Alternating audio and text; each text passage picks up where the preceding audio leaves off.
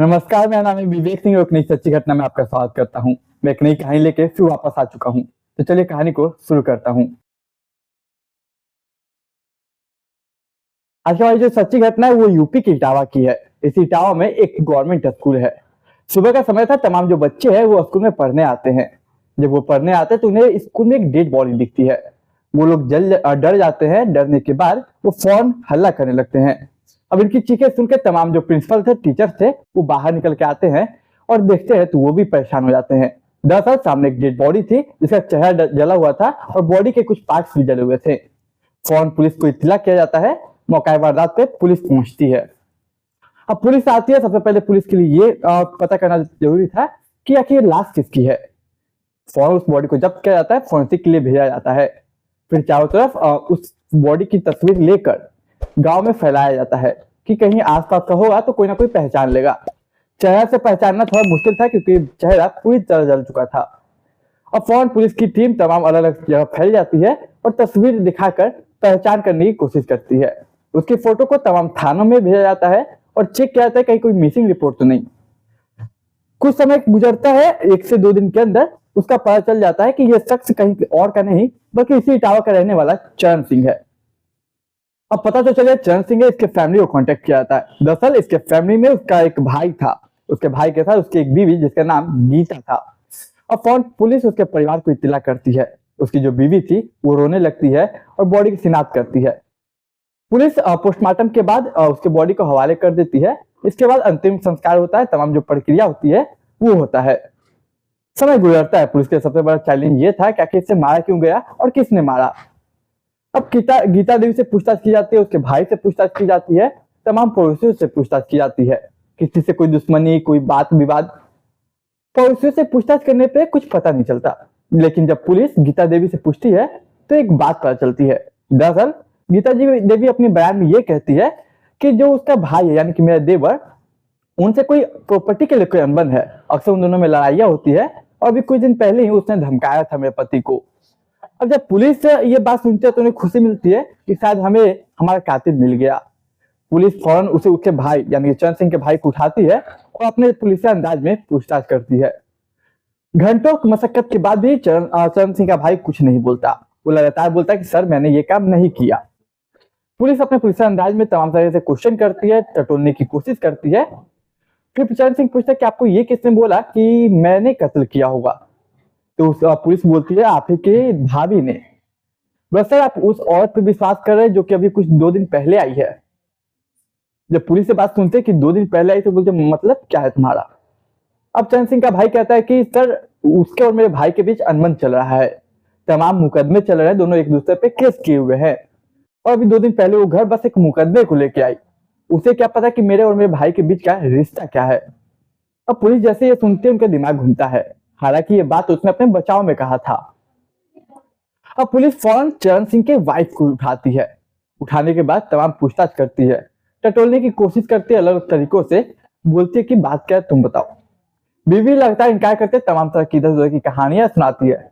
लेकिन जब पुलिस अपने पुलिस अंदाज में पूछती है तो एक कहानी निकल के सामने आती है। और यहीं से लगभग ये कहानी पहुंच जाती है 15 से 16 साल पहले। तो क्या है पूरी कहानी, चलिए मैं आपको बताता हूँ। आखिर कत्ल क्यों हुआ और क्यों किया गया ये बताता हूँ। तो दोस्तों इस कहानी की शुरुआत होती है तकरीबन 15 साल पहले। गीता देवी इसी इटावा में रहने वाले एक शख्स जिसका नाम है संजय, उससे शादी करती है। संजय एक नॉर्मल इंसान था, नॉर्मल फैमिली से बिलोंग करता था, कमाता था, खाता था। जब गीता की संजय से शादी होती है तो सब कुछ अच्छा होता है शुरुआत में। इनके शादी को कुछ समय बीतते हैं तो 2 बच्चे होते हैं। लेकिन 2 बच्चे होने के बाद अचानक से जो संजय था उसकी तबीयत खराब होने लगती है। अक्सर वो बीमार रहने लगता। अब इधर जो गीता थी वो अपने पति की इस तबीयत से परेशान हो चुकी थी। उसका ख्याल रखते रखते, उसकी तमाम चीजों का ख्याल रखते रखते परेशान हो गई थी। इसी बीच उसका दोस्त था, संजय का दोस्त था चरण सिंह। अब अक्सर वो आया करता इसके घर पे और तमाम फल लाया करता, मिठाइयाँ लाया करता, जो भी हो सकता था वो अपने तरफ से किया करता। इसी बीच उसका एक दिन ख्याल आता उसके पति का, सॉरी गीता देवी का, कि अगर ये मेरा पति होता तो कितना अच्छा होता, कितना ख्याल रखता अपने दोस्त का। जब दोस्त का इतना ख्याल रख सकता है तो अपनी पत्नी का कितना रखेगा। समय गुजरता है। कुछ समय बाद, अब साजिश थी या फिर कुछ और, अचानक से कुछ समय बाद संजय मर जाता है। इसके बाद दुख में बेचारी वो थी, उसका परिवार का ख्याल रखने के लिए कभी कभी पूछने के लिए, हाल चाल पूछने के लिए आ जाया करता था चरण। अब दोनों में एक दूसरे को कब पसंद करने लगते हैं, कब दोनों एक दूसरे से प्यार करने लगते हैं, किसी को पता नहीं चलता। इन लोगों को प्यार हो जाता है, फिर आपस में संबंध बनाते हैं और इसके बाद वो लोग शादी कर लेते हैं। अब चरण सिंह और गीता सिंह एक साथ रहने लगती हैं। अब देखिए, पहले से 2 बेटी थी उसकी। अब इन दोनों का प्यार सफल होता है, 1-2 साल गुजरते हैं, 2 बच्चे और होते हैं। मतलब चरण सिंह, उसकी बीवी गीता और 4 बच्चे हो जाते हैं। गीता के पहले पति से 2 बच्चे। कुछ समय गुजरता है, सब कुछ जीवन में अच्छा चला था, लेकिन अब जो चरण सिंह है उसके माथे पे 4 बच्चों की जिम्मेदारियां थी। इतना आसान नहीं होता किसी फैमिली को चलाना। वो कोशिश करता तमाम तरीके से, लेकिन कुछ कठिनाइयों का सामना भी करना पड़ता आर्थिक तौर पे। इसी बीच होता क्या है कि अब इन पति और पत्नी में बहस होने लगती, अक्सर लड़ाइयां होने लगती। अब इसी बीच चरण सिंह का एक दोस्त था जिसका नाम था झबर। अक्सर वो उसके घर पे आया करता। अब वो भी इससे प्रभावित हो जाती। अब वो सोचती कि झबर अगर मेरा पति होता तो वो मेरा ख्याल रखता। गीता देवी के मन में अब न जाने क्या क्या ख्याल आने लगे। अब वो अपने पति से इस बात को लेकर लड़ने लगी, कोई ना कोई बहाना खोजने लगी लड़ने का। एक दिन होता क्या है कि इसी बीच वो शक होता है चरण सिंह को कि शायद झब्बर के साथ उसका कोई रिश्ता चल रहा है। वो उसे बोलता है, फिर उसे झगड़ने लगता है, मारपीट करने लगता है। इसके बाद गीता देवी पुलिस स्टेशन पहुंच जाती है, अपने ही पति के खिलाफ वो रिपोर्ट दर्ज करवाती है। अब रिपोर्ट दर्ज करवाती है कि मेरा पति मुझे मारता पीटता है, लेकिन चरण सिंह को गुस्सा इस बात का था कि उसके दोस्त झब्बर के साथ उसे वही कर रही है, लव अफेयर कर रही है जो कि पहले मेरे साथ किया था उसने, जब उसका पहला पति था। इसके बाद देखिए, समय गुजरता है, वो दोनों एक दूसरे पे मुकदमा करने लगते हैं।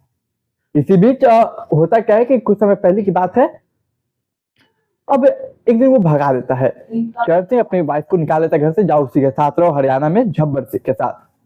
अब घर से निकल चुकी थी वो, झब्बर के साथ रिलेशनशिप में आ गई और रहने लगती, दोनों के बीच संबंध बनते।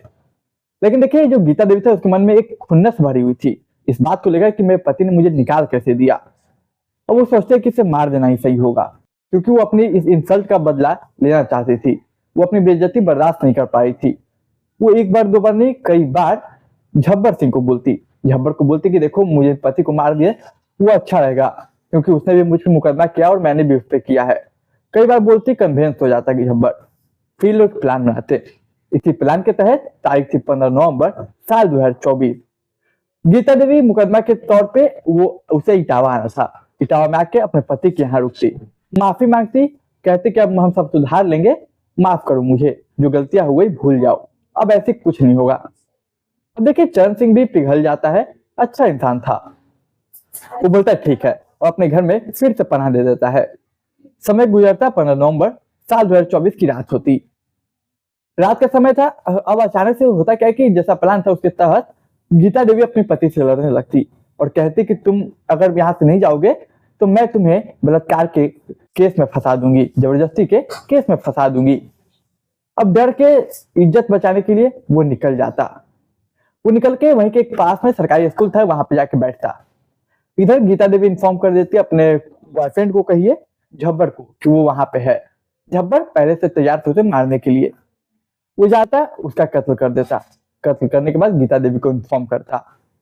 गीता देवी जब सुनती कि उसका पति यानी कि चंद मर गया, वो आती और उसके बाइक से यानी कि झब्बर के बाइक से वो तेल निकालती।